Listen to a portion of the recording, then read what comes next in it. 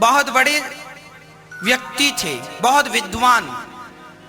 उनकी पत्नी थी, बहुत आनंद से रहा करते थे। वो इतने विद्वान थे कि सारे लोग उनकी तारीफ किया करते थे, पर उनके पिताजी सदा कहा करते, अरे अभी तो बच्चा है, कुछ जानता नहीं। उन्हें बड़ा बुरा लगता, सारे लोग मुझे विद्वान कहते हैं, तारीफ करते हो, मेरा बाप मेरी कभी प्रशंसा नहीं करता, सदा कहता है कुछ नहीं जानता। एक दिन उसके मन में आया, कुल्हाड़ी लेकर मार दूंगा अपने बाप को। इतना परेशान हो गया अपने बाप से, रात को 12 बजे कुल्हाड़ी लेकर गया अपने बाप को मारने। मैं इतना विद्वान हूं पर मेरा बाप प्रशंसा नहीं करता।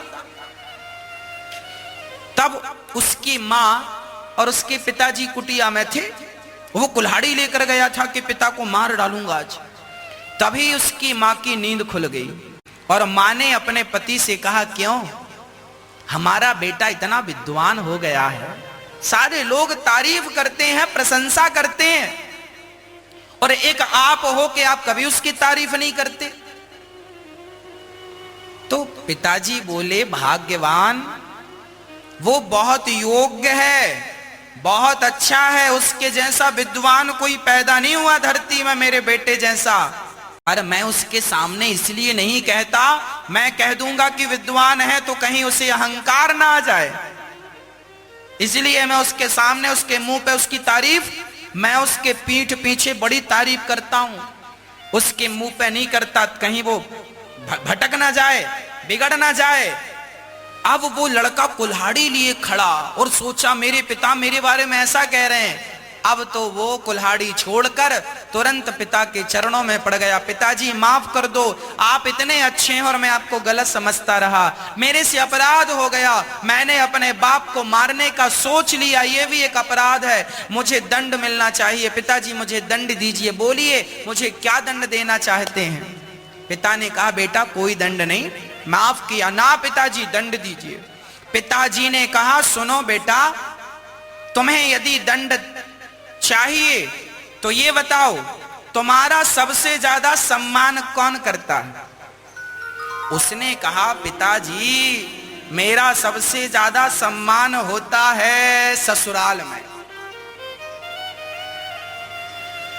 तो पिताजी ने कहा, ससुराल में तुम्हारा सम्मान होता है तो 6 महीने तक तुम ससुराल में रहो, यही तुम्हारे पापों का दंड है,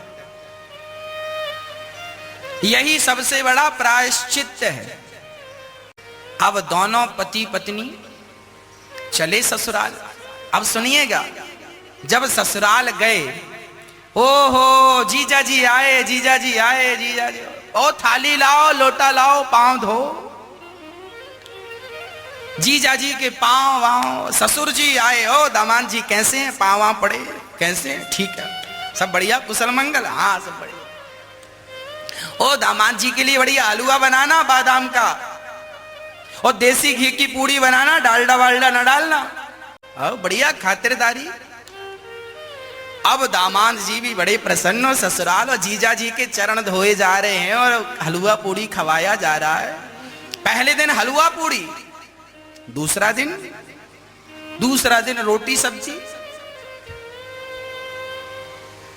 पहले दिन दूध, दूसरे दिन छाछ, तीसरे दिन हुआ